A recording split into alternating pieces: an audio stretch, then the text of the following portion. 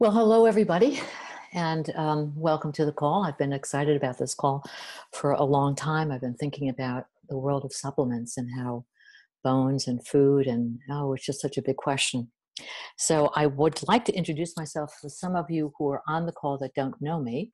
I am Irma Jennings, and I'm a certified holistic health coach, and I've been working in the field of bone health through food as the first step solution for the last 13 years since I was diagnosed with osteopenia in 2005 and given a script for Fosamax and a boatload of fear. And I truly was frozen. I didn't know what to do at that point. So I'm pleased to report that my bones are not osteoporotic.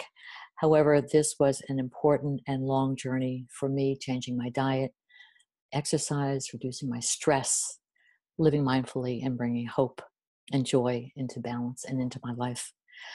Yet I went alone on this process, as Dr. McCormick will share. He was alone.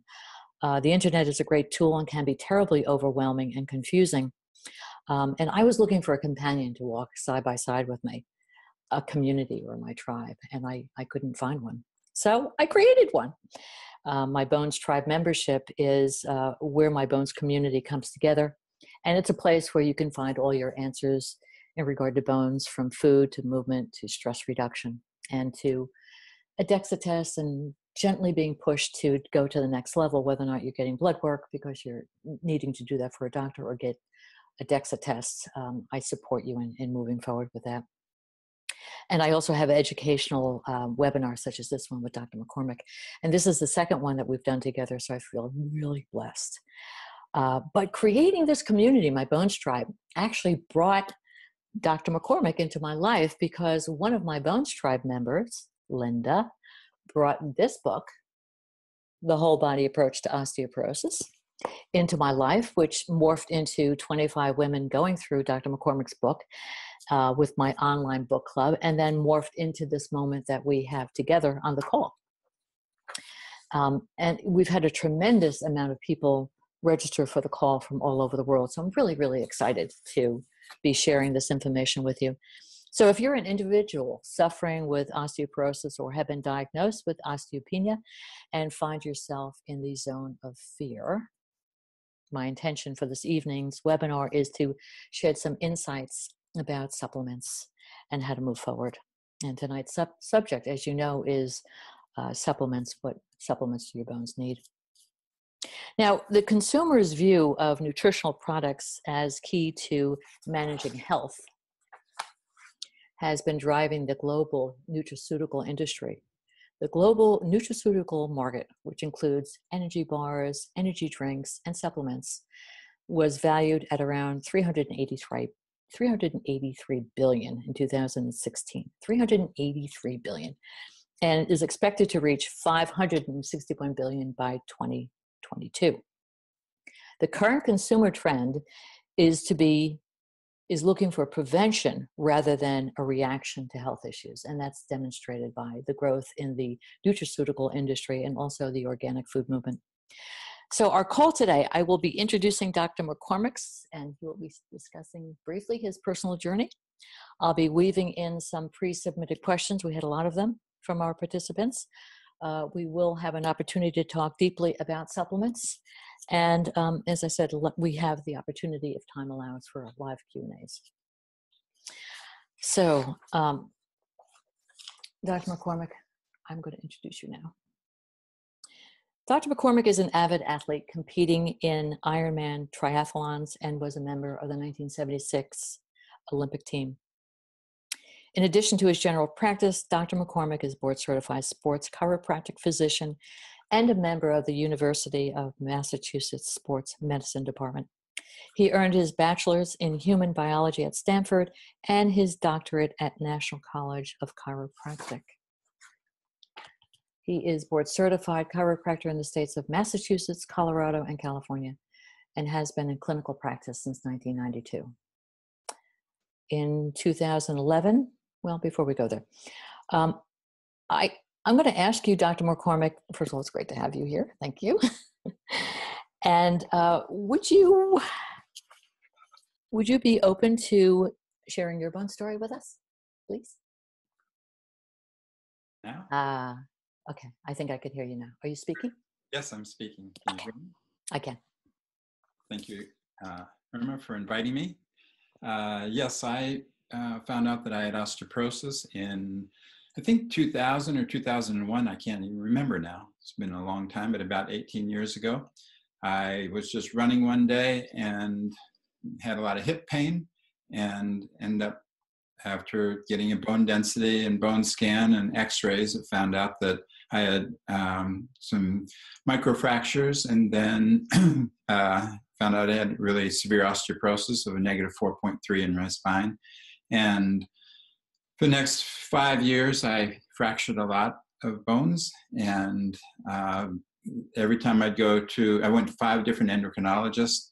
And I think back then, especially being a male and being an athlete, it was a little unusual. Yeah. Most people were just thinking that women, concentrating on women with osteoporosis, with bone loss. But then, so the token male that came along with osteoporosis was a big deal for endocrinologists. And so I was kind of an oddity. And so anyhow, 5 endocrinologists later, still everybody just wanted to give me a bisphosphonate. And I really wanted to figure out how to fix this. I was only 45 at the time, so it didn't seem to make sense to me to take drugs for 45 or 50 years. And so that's why I immersed myself into the study of osteoporosis. So you had 12 fractures over the course of 5 years. I did. Yeah. And 2 vertebrae, lots of ribs. Lots of ribs. Foot. What else did I have? That's about it. And now you are fracture free. I don't know why these phones are going off all of a sudden. We're going to have to work our way through that one. That's a fact. But now you're fracture free. Yes, I'm 18 years later. I don't fracture anymore. My bone resorption marker, I don't know if everybody knows what bone resorption markers are, but that's really important. It's an important way to look at bone quality. So bone densities are just looking at the bone quantity, and there's no real way right now, except the new trabecular bone score, so a little bit of a bone quality issue. But in general, we can only look at bone quality through various lab tests. And so one of the lab tests we do is a bone resorption marker, either N-telepeptide or C-telepeptide or deoxypyridinoline.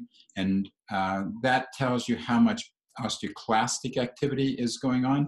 And so if there's a lot of osteoclastic activity, it means that you are at higher risk for fracture depending on your bone density. But it's also a window into the bone quality. So when I first found out I had osteoporosis, my N-telepeptide was a 123, I think, or 124. And I slowly, over about taking the test like 10 different times, I slowly brought it down from 123 or 124 down to about 45 or so. So that was showing that not just my bone quantity was getting better, but my bone quality. And that's a really important thing to look at. So yes, right now I don't fracture, and my bone quality is much better than it was before, and my bone quantity, my bone density. Did you stop running when you were in the midst of it all? Well, I backed off. I don't think I ever stopped. That's but I had a lot of fractures, so sometimes it was a little hard to run. Like one fracture I had on my thoracic, I'm not sure, I can't even remember which one it was, maybe T9 or something like that. That hurt for about a year, and so that was a little hard to run sometimes. But I never really stopped. Okay. But the one thing that you saw was that it wasn't a straight line. It wasn't, well, I have this, let me take that, and then I'll be better. It was a long, long progress and process. Let me tell you, I crammed myself full of calcium that first couple years, and it didn't do me any good. Right. And So, and then you ended up by taking 2,000 milligrams a day. And I mean, and it was totally worthless, Totally worthless. Yeah. I don't know if worthless is the right word, but it certainly did not fix me. And it's one of the things I want to talk about tonight is just people think that osteoporosis is all about taking supplemental calcium. And I mean, I have a company that sells supplements, but really that's, I think, of almost a more secondary thing when you're working with people with osteoporosis. Don't think that calcium is the answer, because it's not. It's one piece of a One big piece of puzzle. Yeah. Right. And you did go on a bisphosphonate for a while. I did. But first I went on Forteo, Right. because Forteo, my bone density was so bad and I was breaking so much that I had to do something. So the endocrinologist that I found was in University of Connecticut, and he was totally awesome. And he was one of those doctors that is really on your bench, and no matter what I ask or whichever direction I went down, he was there supporting me. And that's the kind of person you want to have on your team. And he did. I mean, we did all kinds of testing to figure this out, and together we did a fairly good job. And but yes, I went on Forteo, and then I backed it up with a bisphosphonate. And how long was that? How long were you on the Forteo? Forteo for 18 months. 18 months. Uh-huh. And then the bisphosphonate for 6-8 months, something like that. 6 to 8 months. Okay. And for those on the call, severe osteoporosis is what? What is the benchmark? Osteoporosis is below -2.5. Mm-hmm. Severe osteoporosis, you would think that severe osteoporosis is another like -3.5 or -4, something. It's not. It's -2.5 with a fracture. That's severe osteoporosis. Oh, so if you're not fracturing and you have a -4, that's not severe. It is in my book, but I think that's a good question. I think anything below -3.5 they would call severe. Right. But okay. Call a -3.4 with a fracture severe. Okay. So why don't we dive into some of the questions? How about that? Okay. Can we start with, because I don't know who knows what on the call, but can you differentiate between water soluble and fat soluble supplements?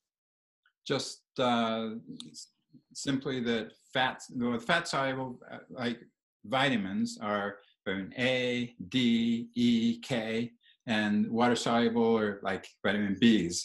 So you store fat soluble vitamins in your body, and so you actually have a little bit less of them in your body than you do water soluble, because they're there. You don't lose them as rapidly. They're within the lipid or the fatty tissues of your body. They're stored there, and they stay there long term. So if you take vitamin D, you will take it today, it's still there in a week.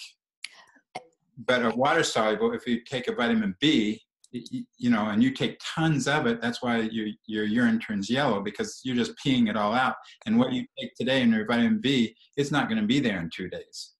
So it's just, that's the difference. It's the length of time that stays in your body. Okay. And then what's the difference between a whole food supplement and a synthetic supplement? Well, you would answer that a lot better than me, right? Well, it's in the supplemental world, so I don't really go there that much because I'm all about food. But I don't have a whole lot to say about that. I mean, there is a conversation about whole food supplements is far superior. I haven't found an audience that supports that or professionals that support that, other than those that are producing those supplements. So, well, I think the whole food is they're going to be less concentrated, because like standard process, I would standard process is a whole food, and their the amounts within their supplements is less, and which I mean, I don't think that's a bad way to go. I think Standard Process is a great company. I think it's, you look at some of their calcium supplements and they're really low in calcium. So I think there's different theories in that. I don't necessarily buy that, but I don't think it's a bad way to go either. So Okay. Absorption, it's very confusing when people are taking supplements or even whole foods and don't know whether or not they're absorbing. Is there an absorption test that you recommend, or if you suggest that people? Um, well, yes. Genova has a great profile called the ION profile, ION. Okay. And boy, I don't know how many lab tests are on that, but maybe 80, 100 lab tests in this. It's about $900, and it's a great. I've done it to myself twice. I did it. Had my children ion profiles done. It tests lots of different things, and so it will test certain vitamins, your absorption. It looks at metabolites from your gut and what's called urine organic acids. It looks at your fatty acids that you have, levels of fatty acids. So you can determine from the ion profile. I think that's the best thing, one out there, to see what your levels are. Thank you. And if you feel like and my patients, I do the ion profile when I don't know what the heck's going on. When I don't, all the other standard labs are normal. I don't know what's going on. It can really give an insight into what's happening. So you dive into the gut health. Yes, gut health. Okay, so we're going to move into calcium. This is from Marie. I've read that studies have shown that taking a supplement of calcium does not decrease the risk of hip fracture. Is this true? There has to be thousands of calcium studies out there, and some are positive, some are negative. And I think anytime we pick out one little ingredient, whether it's calcium or magnesium or vitamin K or something, and then all we do to that person, we set up a research project to just give that person calcium for 2 years and then analyze whether it decreased fracture risk. I would never do that in my practice. I would never just give somebody calcium. Right. I'm going to do calcium and magnesium and trace minerals and vitamin K and vitamin D, because it doesn't surprise me that not every single, some of these tests, some of these research projects actually show that calcium does help decrease fractures. Some of them says it doesn't, but I'm surprised that there's any actually that show a reduction in fracture risk, because you're just doing one part of the game. And to me, it's not the most important part. Calcium is important, but it's not the answer to osteoporosis. So right. That doesn't surprise me. It doesn't faze me. It doesn't, and by the same token, it doesn't mean you shouldn't take calcium. I think people should take calcium. Is that number one thing on my list to do? No, but I think it is important to take calcium. And we'll talk about that later. We will talk about that later. And what I'm thinking about is this recipe for life. When I'm thinking about making a pot of soup, it's like all these little ingredients have to go in to bring out the flavor and to match other ingredients to bring out all the nutritional value of it. So this is really what you're talking about for the bones, right? It's not just one. I can't make a pot of soup with just water. Yeah. Okay. Kate is asking about cannabis, and have you looked into cannabis and bone health? I have not, but I have read several articles about it that sound promising. That's all I know. Okay. I have several patients on it, but we haven't done any testing to see whether it reduces bone resorption markers or anything. So my knowledge is limited because I don't have any experience with it. Okay. Okay, Janice is saying, after reading various online discussions and literature, I'm confused which supplements work together and which compete. So my question is, when you take these supplements, which one work together? That's an incredibly great question and complicated question. I'm sure top on the list of that question is always calcium and magnesium. And that gets, there's a lot of other things that interact too, but let me talk a little bit about calcium, magnesium. Okay. So why, so parathyroid hormone needs magnesium to produce, you need magnesium to produce parathyroid hormone. When your blood calcium levels get low, your parathyroid glands in your throat release parathormone to do several things: to stimulate the osteoclast to break down bone, to release calcium into the blood. It stimulates the kidneys to resorb calcium in the renal tubules, so we don't lose as much calcium in our urine. And it helps convert 25 hydroxyvitamin D into 125 hydroxyvitamin D, the active form of vitamin D, which helps aid digestive or gut absorption of calcium. So if you are deficient in magnesium, your parathyroid hormone won't be as active, and therefore we don't have that whole cascade of all the other things that help improve calcium absorption. So in that way, you need calcium and magnesium together. It's not that you have to take them exactly at the same moment. Mm-hmm. It's not like magnesium will help absorb calcium at that, from the gut at that second. So, but as a general statement, you need magnesium, and magnesium is an intracellular ion. So that's why if you just measure magnesium in your blood, it's a pretty poor test, because all your magnesium most of your magnesium is actually within cells, and that's why red blood cell magnesium is the only way to really test magnesium. But it's going to be there.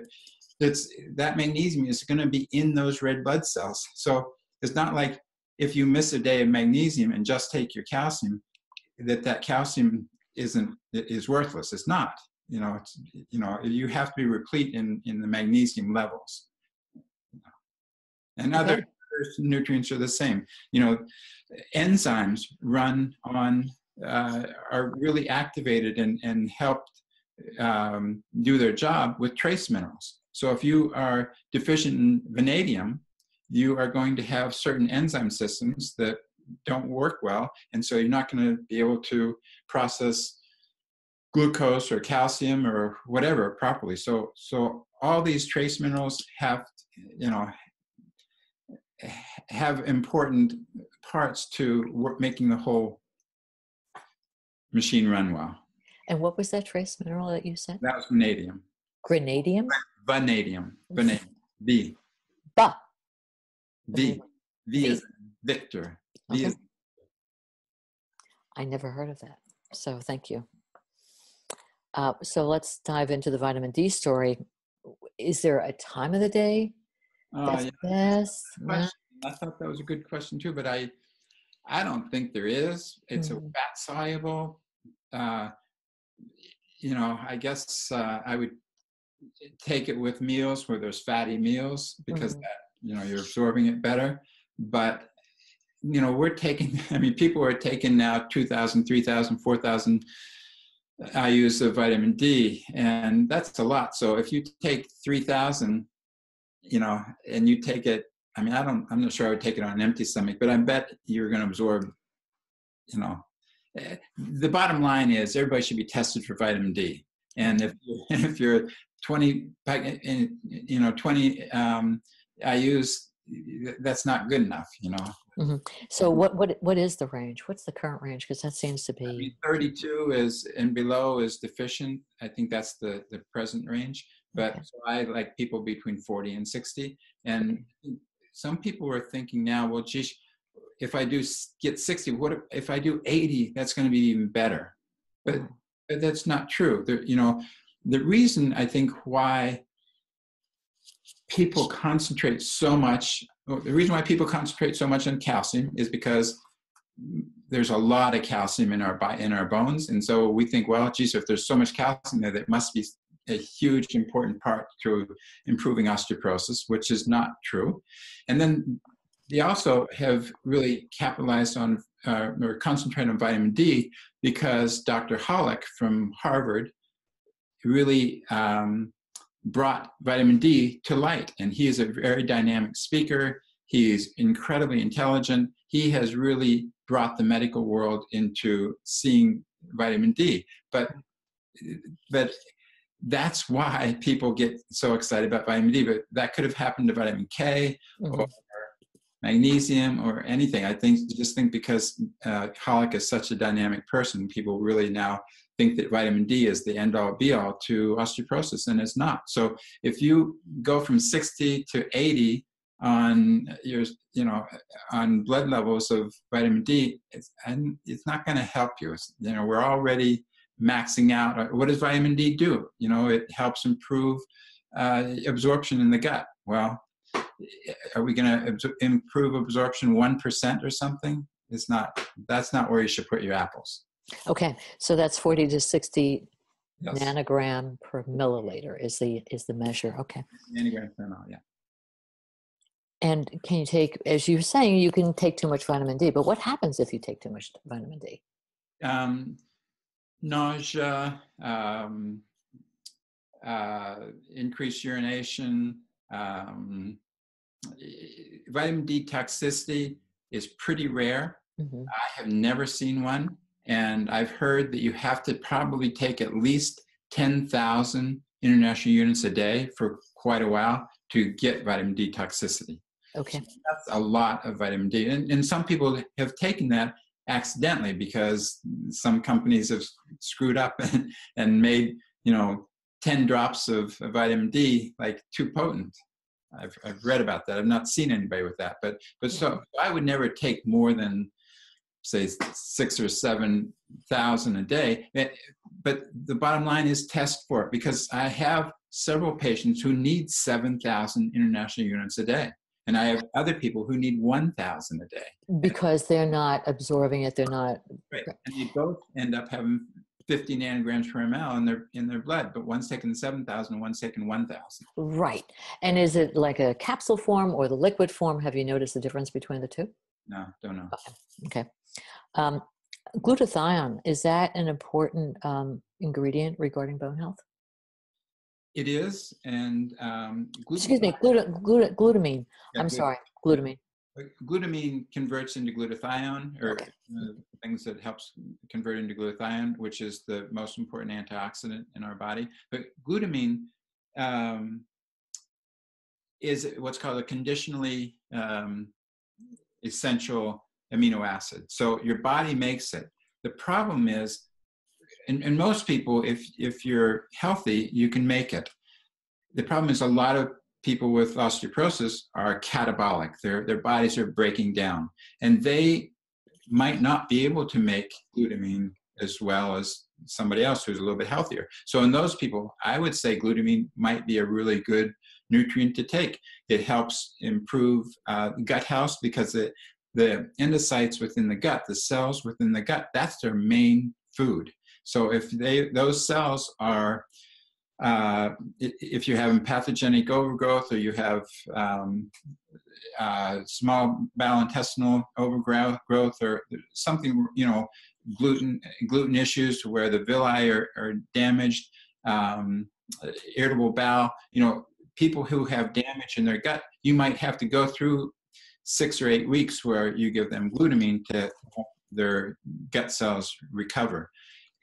But, if a person is totally healthy and they're not catabolic, then I would say it wouldn't be needed. Okay. Hypothyroidism. Does levothyroxine, does that cause issue regarding bones? Oh, excuse me. The question is, does that drug interfere with supplements?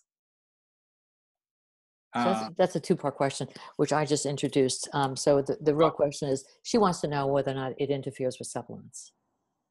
I don't know if it interferes with supplements, but typically I've had probably 10 patients ask me about this question for one reason. And so I'm not sure about this person who's asking, but typically it's because people are concerned about alpha-lipoic acid and levothyroxine.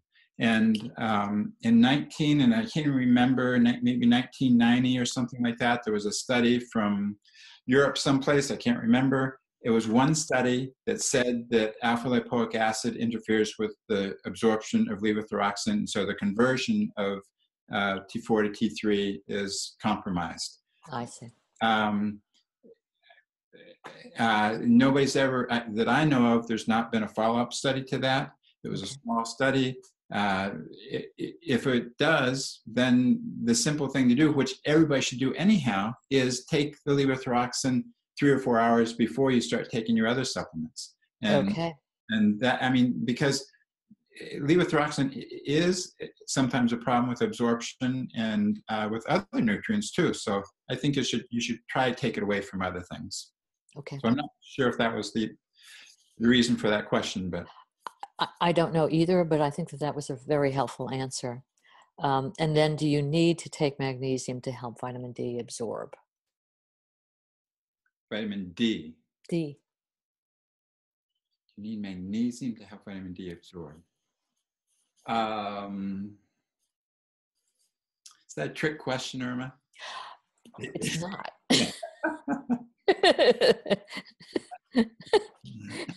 No. So we don't know that one. I don't know that one. All right, that's okay. Some easy answer there. I mean, everything works together. So I'll say I'm sure it does in some way, but I can't give you the exact answer to that. Good enough. Good enough. And what is the best source of magnesium? Is it liquid or does it matter? I mean, magnesium has so many different kinds of magnesium. What is the best kind of magnesium? I just don't like magnesium oxide. Mm-hmm.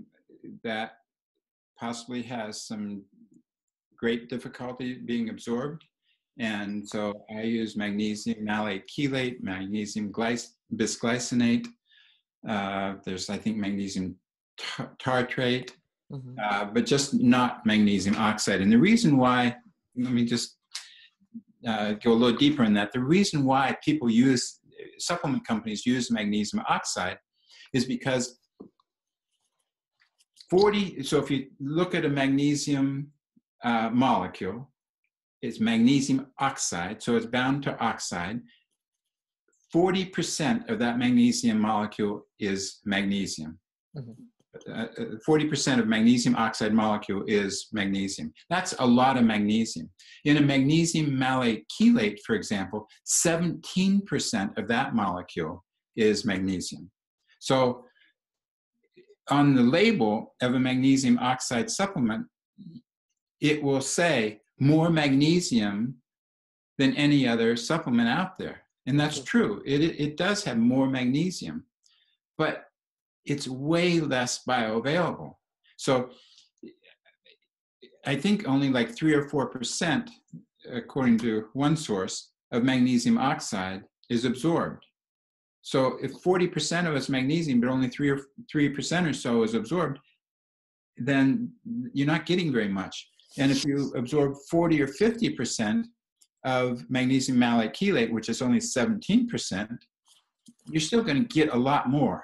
The problem is you can put 500 milligrams of magnesium oxide in one little pill.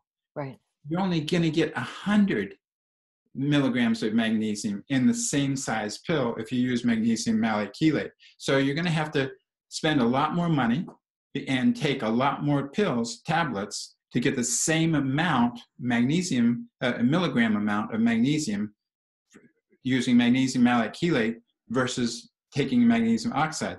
The problem is you're going to absorb a lot more from magnesium malate chelate. So you might have to take 5 capsules of magnesium malate chelate versus 1 capsule of magnesium oxide, but that's just the way you got to do it. Okay. Okay. Am I speaking too loudly, Irma? You're not. Okay. Thank you. And no, you're not yelling. And I think we addressed this, but let me just review just in case. How does one get tested for minerals in the blood? This woman is asking, what is the current level for an female aged 58? I don't know if that's something that you know off the top of your head. Well, that ion profile has a lot of minerals. And I think there's some other, there's another company, maybe biotech, but I can't remember now. But it's Dr. Zeta, I think, has a magnesium, or has a mineral content lab, but once again I would use Genova. Okay. So it's the same, basically the same test that you were talking about when we were talking about absorption. We were talking about minerals, and that's what gets back to the Genova testing. Yes. Okay. And what about toxins and minerals? If you're taking minerals, how do you protect yourself from the toxins? Buy from a good source. That is a problem, and I mean, most people don't know where their company that they purchase from gets their stuff. Right. And you have to get from a reputable company that's going to make sure that they test, that make sure that they don't get it from I mean, calcium is the big one as far as, they found lead in calcium stores, or they've, so I think it's just the reputation of the company. Right. And yeah. So are you standing? I am. Why? Curious, because I see that you're going back and forth, and I'm just thinking, are you in a bouncy chair like I am? Or are you, okay. I'll stand still. No, that's okay. That's okay. Do you stand because of the standing desk scenario, or what's up? Stand to sit. Sorry? I can't stand to sit. I hate being sedentary. I see that. I understand that. Okay. For somebody who's still running with fractures, I guess. I had 12 fractures in 5 years. I never missed a day of work. Wow. That's dedication. I would, but that's okay. Minerals. Here's from Sylvie. Are odd bone growths connected with mineral absorption? That makes sense? What? The question again? Yes. Are odd bone growths connected with mineral absorption? Like all of a sudden. Oh, like spurs. Mm-hmm. Like spurring? I guess. I don't know really. She didn't go into that more so. Well, spurs, another incredibly great, complicated question, actually. And if she's talking about spurs and like calcification of cartilage, like the costochondral cartilage in your ribs, calcium can deposit there when it shouldn't be depositing there, and can deposit in ligaments and tendons. They've done studies with vitamin K to see if that's involved, and I think that is involved because there's several proteins that are involved with calcium and with vitamin K. One of them is osteocalcin, but then there's another one called the GLA protein, GLA protein, and then there's another one which I can't remember, but they have to do with where that calcium goes in your body. So, for example, osteocalcin is a protein produced by the osteoblasts, and if osteocalcin has to be carboxylated or activated by vitamin K for it to work. And osteocalcin does two things. It's a nucleator for the hydroxyapatite crystal to form. So like a grain of sand in an oyster, to get the pearl, you need a activated molecule of osteocalcin to form the hydroxyapatite crystal, bone crystal. You also need activated osteocalcin, activated by the vitamin K, to act as a glue between layers of bone that have been formed when bone is forming. So it's like a sheet of plywood has glue between wood layers. Activated osteocalcin has that. So what you're saying is that maybe the K?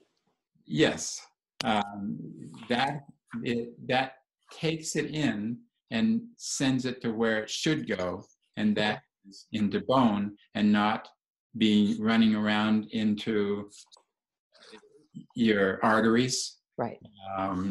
If you have high calcium, it's not going to be absorbed improperly and put to places where it shouldn't go. It's going to be taken in and put to where it should be, and that's into your bones. Okay. So we had a vegan question. We have a couple of vegans on the call, and One of them was commenting that Holly was talking about bovine products in your supplements, and she's a vegan and was wondering if you had any suggestions for people who are not who are vegan and vegetarian. And I remember that you and I discussed one of them was the Osteo Vegan by New NU Medica. Although I'm not a supplement person, but I know that this has been thrown around in different forms that I'm in. And then Dr. Furman has Osteo Biotech.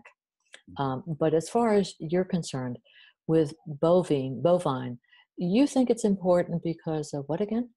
Well, I just think that we are not vegans by genetics. We are omnivores. And so our body needs certain things to be optimal, have our optimal health. Like carnitine helps absorb various nutrients, and I just think it's just harder to do that. There's certain things in milk, the immunoglobulins, the proteins in there that do stimulate bone growth. And yes, if you're healthy and don't have bone loss, then it's probably fine to be a vegan. But if you're compromised already, then I think we need to do everything we can to improve our health. And yes, that comes at the expense of, having to, use milk products that, and I can see why people don't want to eat things from animal products, because they're, they champion life and from everybody, not just people. So I can understand that, but I also feel like that's not who we are genetically. So okay. I'm not trying to convince them to convert, right? I'm just saying it's hard to improve if you have bone loss. It's hard to improve with just vegetable. Okay. So then the other question is Prolia. And I don't want to get into that because we have so little time, but the Prolia, what's your opinion about Prolia? There is a rebound effect on it. And the reason why is because Prolia is not a bisphosphonate. It is a rankle inhibitor. So rankle is RANKL. It's called a receptor for activator nuclear factor kappa B. And nuclear factor kappa B is this transcription factor within the cell of every cell in our body. And what it does is it activates inflammation. So rankle is something that stimulates this, activates this inflammatory transcription factor. And rankle stimulates the osteoclast to break down bone. So what was the question? Well, the question was, what is your opinion about Prolia? So when you have,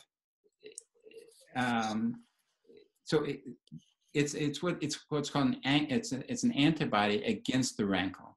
And so if you take the antibody via the shot, and the antibody for the rankle increases, and so your body starts decreasing rankle production, and then when the antibodies decrease, your body senses that and says, wow, there's nothing to get rid of the rankle, I'm going to produce more of it.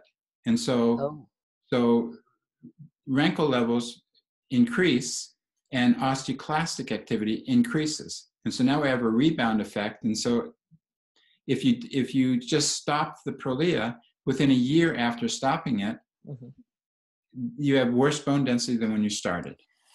So it's a great drug for the drug companies because they know that you have to stay on it. And so the way doctors are getting around it is, and it does increase bone density a little bit more than bisphosphonates. I'm not sure it really decreases fracture risks more, but it certainly increases bone density a little bit more. So the way doctors are getting around it is they prescribe Prolia for 1 or 2 years, and then they back it up with 1 year with bisphosphonate. So we get rid of that rebound effect.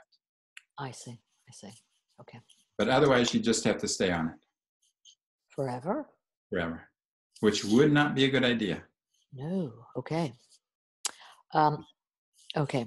Here's from Sue. She says she's a vegetarian. She's 68 years old, vegetarian, triathlete, yoga 5 days a week, weights twice a week, have held off medication for almost 20 years. Her scan says her spine is negative 3.8.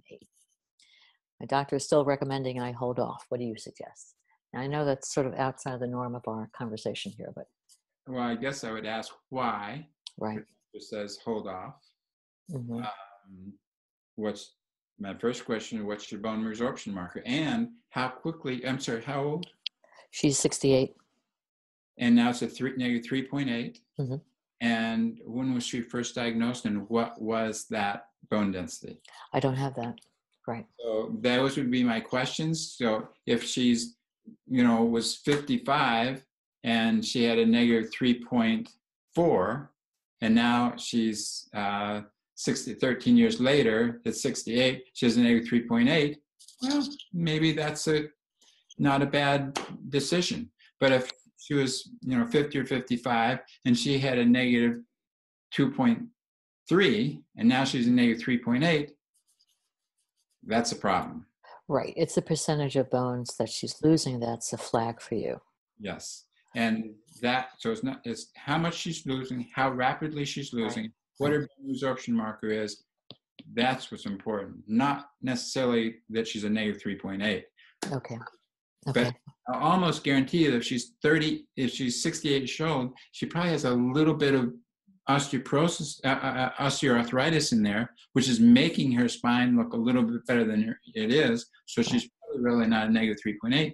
She could be a negative 4 or negative 4.2 or something like that, because there's spurs in there that are making it look better than it is. So there's much to this question that I can't answer. I'm sorry. But you've given me a great answer. Sally from Australia is asking about Mineral Boost. She said that she noted Mineral Boost supplement, your Mineral Boost, has copper, and it's okay for us to talk about your product? Sure. So, it doesn't have copper. It has copper in it as a trace mineral, but go ahead, I'm sorry. As I am very low dose of combined HRT patch, I understand that this could increase copper. So I'm thinking I might be best avoiding the Mineral Boost and just go with the OsteoStim.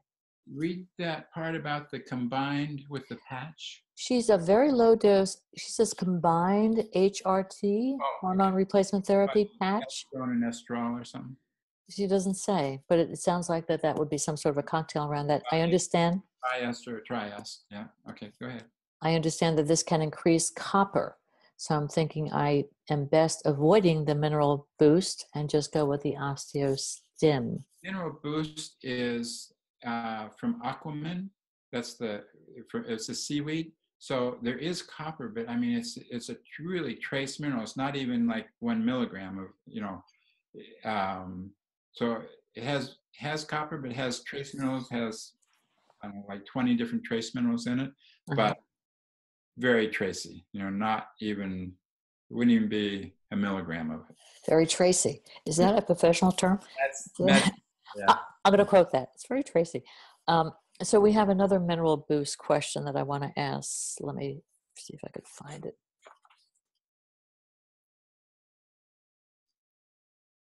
No. Okay. And then Cheryl is asking, as far as your supplement line, would taking all of the, well, first of all, before we get into Cheryl, what made you create your line of supplements? I started working, once I figured out a lot of what osteoporosis was all about, not just what supplements work, but the really hard part was figuring out why people lose bone. And once I really figured that out, then I started working with patients, and I was giving them 10 and 12 different bottles of supplements. And I said, this is stupid. This is costing them a lot of money. It's a big hassle to open up 12 bottles. I'm just going to stick them all in one bottle. So that's what I didn't even really think about. I mean, I thought about marketing it to everybody else, but I really didn't. That wasn't on my mind, actually. My mind was with my patients. And so that's why I wanted to save people money. Okay, so then, and I'll go back to Cheryl's question, but then that speaks to Trudy's question, which was, I presently take calcium, vitamin K2, B12, D3, magnesium, all in separate pills. If I switch to your supplements, would I only be taking 2 supplement pills? That's right. And do I need to have blood work before starting on your supplement regime? That's a trick question, Irma. It is? I didn't even know that. I think everybody should have blood work before they start doing things, because I mean, specifically my osteostim, that is made to help normalize the bone remodeling system. So I want to know where that bone resorption marker is. I want to know if their N-telepeptide is 100 or a 50 or a 20. Because if it's 100, then we use it and then we see if it's working. If the same thing goes for vitamin D. Well, if people take, my osteosustain and they take my stim, that's a total 2,000 international units of vitamin D. Well, if we didn't test their vitamin D before, we wouldn't know where it was. Maybe it's at 20 nanograms per ml, and they need to be taking 3,000 more of vitamin D, because I'm right. Between mine, it's only going to be 2,000. If they're a 50 nanograms per ml, then they don't need to take any more. So I'm a tester. I have a friend who is a doctor, medical doctor, and we were out for a bike ride one day, and I was telling him how I take people's bone resorption markers, their N-telepeptide or their C-telepeptide, and I put them on different supplements. I change their diet. I improve their gut, and we bring their bone resorption marker down. And he says, "No, you don't." Okay. And I said, "Rich, yes, I do. I do it all the time. Alpha lipoic acid, N-acetylcysteine, berberine, those things incredible for bringing down, for calming down the osteoclast and making the bone remodeling, the talking to between the osteoblast and the osteoclast, that whole bone remodeling system, those nutrients can really help balance that." And he goes, "No, you don't." And I go, "Yes, Rich, I do. I test somebody before, and 5 months later, I test them again, and their bone resorption marker will go from an 80 down to 45. And he just would not believe it. And the reason why is because he's an MD. And even though he loves me and he thinks I'm a great person and he values my judgment and other things, he never had a nutrition class. He doesn't think that nutrition does anything, and he couldn't grab a hold of it. But it does work. And, okay. And that's the most important thing about working with people with osteoporosis is making sure that bone remodeling system is working right. Is working. And for Trudy's question, I also wanted to ask you about, you had Sarco. What was the Sarco something that you use yourself? Select. Yes. Sarco Select. There's a great company called Moss Nutrition, and they have this product called Sarco Select, which is, and you can get it in dairy-free for that person who was asking about vegan. And that's actually the kind I use. It's a pea protein base, but they also have a whey protein source of it, but it's called Sarco Select. SARCO Select. And you like that as a protein source? It's a protein. So most people, I think, with osteoporosis don't get enough protein. And the reason why is twofold. Number one, I think just diets don't include enough protein. And number two, there's been protein scares with osteoporosis. There's been a lot of studies that say too much protein for osteoporosis isn't a good idea. And so people have really backed off on their protein intake. And but bone is protein with minerals impregnated into it. So, and other things, but so you need that base of protein, collagen protein, before you can expect bone growth to happen. And 70, 80, even 90 grams of protein a day is a good idea. And taking before bed, making sure you have 20 grams, 30 grams of protein a day will help with sarcopenia. So people who have sarcopenia, which is a wasting of muscles, if they have flabby muscles and stuff, that's not good. So increasing protein intake will help. And whether that's whey protein or pea protein, they both help. Okay. So we'll get back to Cheryl's question, which was, would taking all the osteonatural supplements be considered a complete program for bone health? In other words, No. I would not have to take a separate calcium supplement with. Also, does there's more, osteo whey need to be stored in the refrigerator? No and no. So it is not a complete program. And the reason why is because you need protein. You need, I think people should take fish oil. I think they should, unless they're eating salmon and enough fish, but there's mercury issues there. So that might not be a good idea, but people should have fish oil. That's a really good anti-inflammatory. And a lot of people who have osteoporosis have an inflammatory issue. I think people should take a multi, but you don't have to take as much as a multi as some companies. Like I use Clara Labs has a good multi. With a K, Klaire. Designs for Health has a good multi. Moss Nutrition has a good multi. But like on the, I can't remember on the Moss Nutrition ones, but for the Designs for Health, is it okay I'm mentioning these companies? I hope that's okay. That's what people were asking for. So, okay. Like on their complete multi, it says 6 a day. Well, I don't think you need 6 a day, but I have because I'm really having these people eat well. I mean, I'm trying to refer them to people like Irma who teaches them how to eat well. And that's the number one. Supplements is just that. You're supplementing a person's intake of nutrients. And so I think when they say 6 capsules of this complete multi, it's for people who eat crappy. So if you take 2 or 3, I think you're covering your bases. And so I recommend that. I also recommend probiotics, because so many people with osteoporosis have digestive issues. I also recommend this product called Crealkaline Pro, which is from Designs for Health. With KR, it's creatine, and that helps with people's improve their muscle mass. So when you work out, everybody should be doing something to work out. I mean, obviously, they ask their doctor if they're physically capable of that.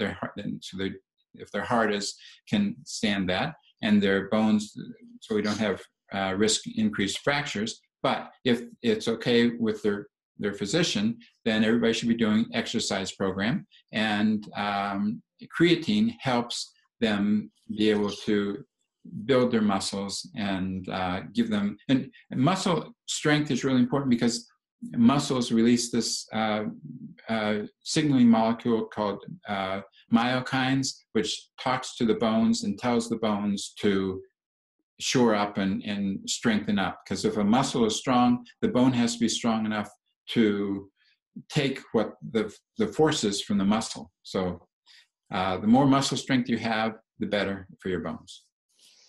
Excellent. Okay. I think we're right at 8:30. And I know that there are a lot of questions. Vicki, are there a lot of questions? Can I Yes. say one more thing? Please. In reference to calcium.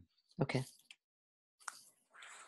It's really important to take calcium. And the reason why is this whole thing about calcium and that it's bad for your heart and it increases risk of heart attacks.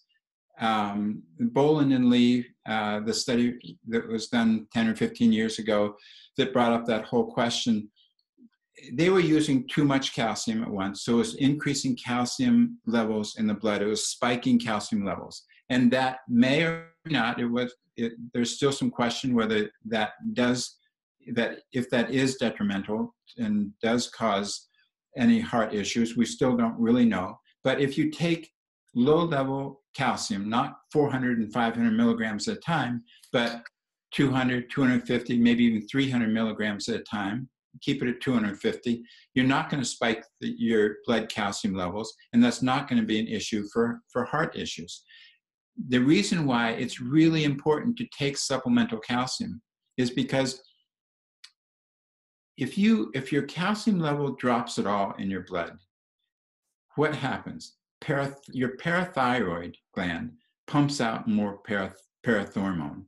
So in every time you have a little bit more parathormone being pumped out, we have what? We have increased osteoclastic activity. Mm-hmm. So we want to make sure that the parathyroid glands are not pumping out excess parathormone. And the way you do that is to make sure that your calcium levels stay okay in your blood. So if it's not necessary, people think it's, the more calcium you take, then it's going to go right to my bones and build my bones. That's not true. You have 1,000 grams of calcium in your bones if you have good bone density. Mm-hmm. Every single day, you have 10 grams of calcium. Did I say protein? I meant calcium. 1,000 grams of calcium in your bones. You have 10 grams of calcium that filter through your kidneys every day. And of those 10 grams, that's a lot. That's a huge amount. All but 200 milligrams are reabsorbed. So you lose maybe 200 milligrams. That's it, 250 milligrams a day from your urine. There's about 500 milligrams every day that's turned over from your bones. So the average amount of osteoclasts that are degrading bone every day is you lose about 500 milligrams, but most of that is reabsorbed, about 200 milligrams. So if you take, I'm getting a little bit off the track here, but like if you take too much calcium, let's say you take 2,000 milligrams of calcium a day, now we have 12,000 milligrams or 12 grams of calcium going through our kidneys. That's going to spill over, and so that's why you should not take supplemental calcium before you do a 24-hour urine calcium test. But that's an aside.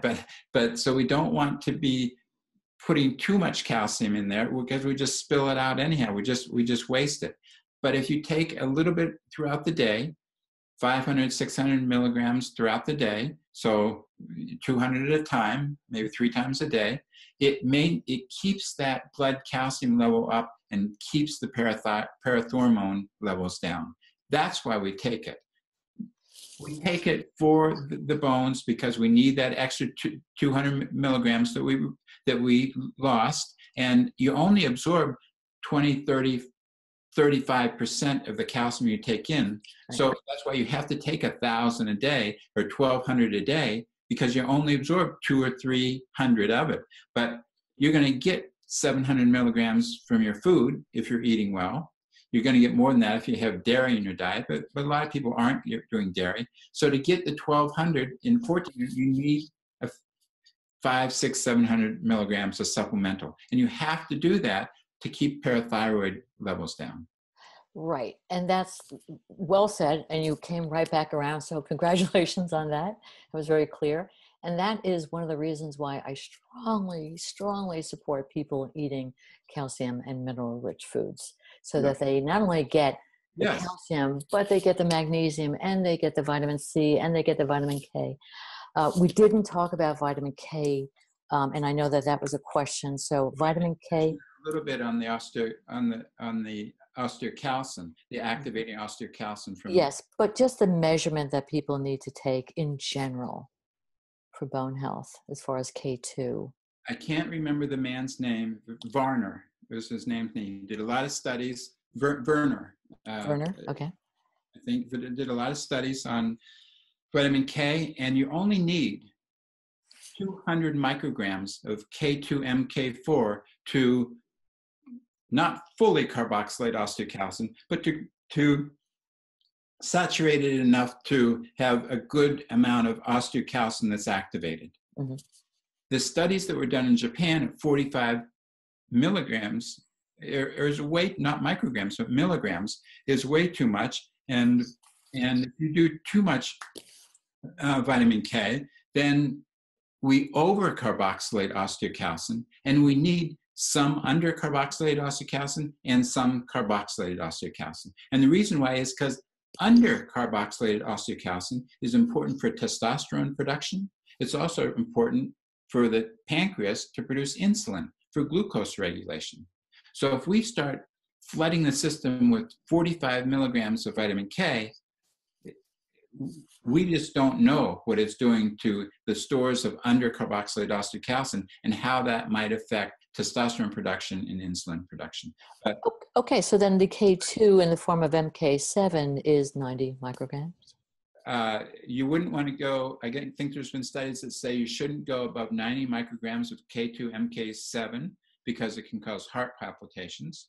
Okay. And in my book, 500 to 700 micrograms of K2MK4 is plenty. It's doing the job. And remember, I said 200 is really all you need, but right. Make sure that it's really doing its job. So that's why I suggest, because some people don't absorb well, they have fat absorption issues, and this is a fat-soluble vitamin. So that's why I go up to 500 to 700 micrograms. Oh, I see.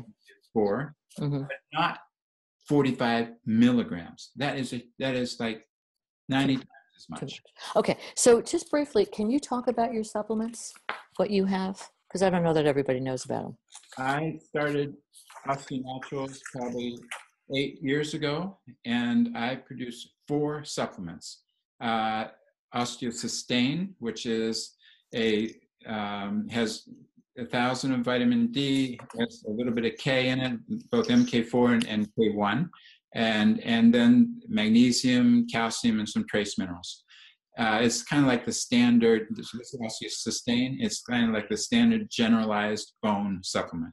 Then I have OsteoMineral Boost, and the reason why I made OsteoMineral Boost is 2 reasons. Number one, I think that we should hedge our bets and take different forms of calcium, because some people absorb calcium malate chelate better, and other people absorb calcium bisglycinate better, and others absorb something else better. So I think the more types of calcium you take, the better. And also, I wanted to provide people with microcrystalline hydroxyapatite from bovine, because there's growth factors for improving bone health. And I mixed it with 2 other things, aquamin, which is a seaweed, and which is great for trace minerals, and a little bit of hydrochloric acid, because most of us, as we get older, use less hydrochloric acid, and so it helps absorb. So how much hydrochloric acid is there? Is it? I think it was 100 in each tablet. Okay. So just enough to help absorption, but not too much to irritate people. Okay. And then my 3rd supplement is OsteoStim, and that is what I think is the heart and soul of OsteoNaturals, of the company, because you can't get this anyplace else.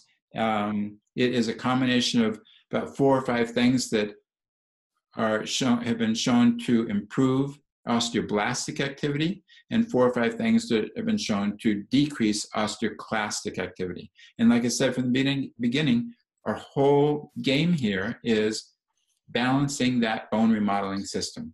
If we have too much osteoclastic activity or too little osteoblastic activity, you can shove all the calcium down your throat you want, and that's not going to do you any good.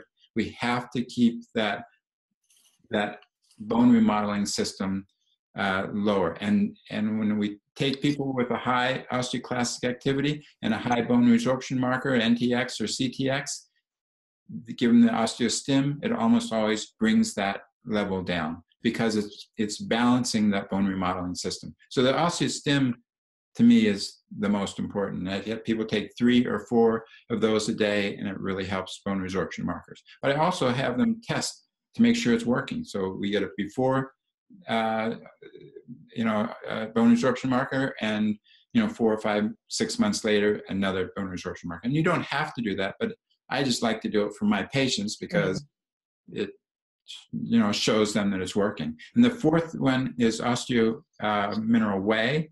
And I should change the name of it because it's really not the total part of goat whey. So goat whey is, it's a fraction of goat whey. It's the mineral fraction of goat whey. It's not a protein source. It's an electrolyte supplement. So it's an incredibly great, what I found that it does is it really takes people that are acidic and it really helps alkalinize them because it's really high in calcium and potassium and organic sodium, not sodium chloride, which isn't good for you, but sodium, which is a great alkalinizer. So that's what I use it for alkalinizing people's spice. Not a protein supplement, though. And you could use that forever? You can use that forever. Or until your urine, or until you become more pH balanced? And then so I have people testing their urine pH in the morning, and if their urine pH starts being 6.6 to 7.0, they don't have to take it anymore. But it's such a great source of minerals that why not? I mean, you're not going to get a more bioavailable mineral source than the osteomineral whey. It's just, and it tastes good. It's a kind of a hearty taste, and it's good. So do you take osteostim yourself? I do, definitely. Okay. And how long have you been taking it? That's how I keep my girly shape. Sorry. I think that's how I keep my stim. You flustered me there. I'm sorry. I had to. That's how I keep my NTX down. So I usually do NTXs typically more than CTXs because. Oh, okay.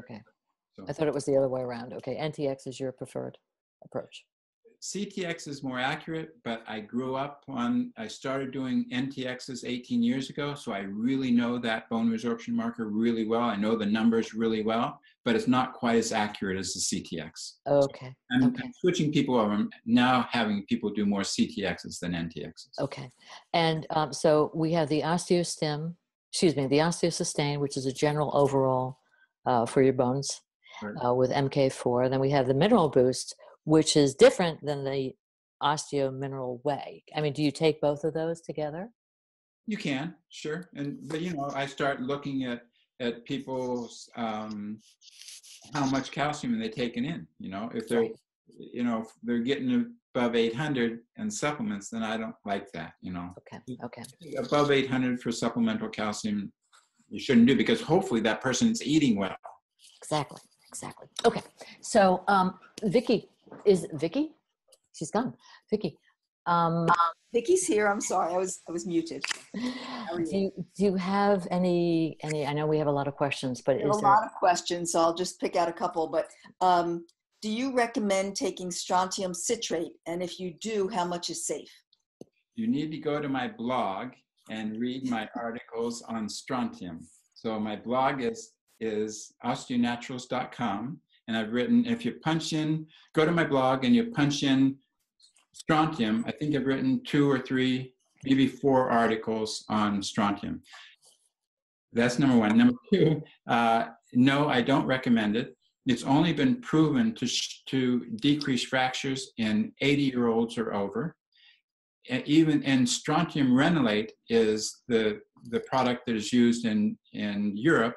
And nobody's ever really tested strontium carbonate, strontium citrate, strontium, I'm not sure but the other different forms of strontium salts we haven't really tested them because there's no money in that. You can't patent them, so they're not going to do a big research project on that. So, and the strontium molecule, the strontium atom is twice as heavy as the calcium atom. So every time you take strontium, it definitely increases bone density, but it's an artifact. It's not really increasing bone density. It's increasing bone density, but it's not really increasing how much bone is really there. So I think it just bastardizes the whole system. We don't know what's going on to begin with, and now we throw in strontium. We don't know if the person is really improving or not. I say let's fix most of the problems so they can absorb the calcium better and utilize it, and make sure that they're getting enough protein, making the collagen matrix, decreasing osteoclastic activity, doing things to boost the osteoblasts, like increased protein and trying to increase their insulin-like growth factor 1 and different things like that to improve osteoblastic activity, decrease osteoclastic activity. And then the calcium that they take in is going to do the job. Let's not throw in something else into the mix and then confuse it. So for that reason, I'm against strontium, unless we're really striking out and they're an older person, then sure, let's throw some strontium in there. Okay. So another one, how does progesterone fit into the treatment of osteoporosis? I don't know. It's a great question. You know, Dr. Lee from a long time ago thought that progesterone was the end-all be-all. Nobody ever showed that to be really true. His bone densities that he did were not, you know, couldn't duplicate it. So I don't know. Okay. Anything else, Vic? You want one more? What is your opinion on Avista for managing or maintaining bone? I do not like the SERMs because there's so much increase in thrombosis and chance for stroke and other issues from these SERMs. It's called, they're selective estrogen modulators. And, okay. So why not take a bisphosphonate? They don't improve bone density as much as a bisphosphonate. They increase your risk for thrombosis a lot. Why would you do one? I guess I don't understand them. So I've had at least 10 patients who've had thrombosis from it. What? A lot, yeah. Wow. I never recommend it. Okay. Okay, so we're going to bring the call to a close. Not that I want to, because I love talking about supplements and bones. I wanted to let everyone know that if they wanted to reach you, they can call your office. You see clients over the well, you don't see them over the telephone, but you have consult in the office. But yes, I see people from all over the country, from other countries also, and it works out really well. You know, I think people hesitate to do that because they're not in the office, but I really don't think it is a problem, and yep, we do phone consults. It works out really well. So the office telephone number is 413-253-9777. And Dr. McCormick's website is www.osteonaturals.com. And before we close, I would like to say thank you very much for your time, for sure. And we put a lot of work into this together, so thank you for making this happen. And if, in fact, you are needing other support, just community support, that's where you want to consider about coming into my Bones Tribe. And you can find more details on that by bonestribe.com. And that's my community, and that's where we hold hands and hold each other up through this process. And that's how I met Dr. McCormick.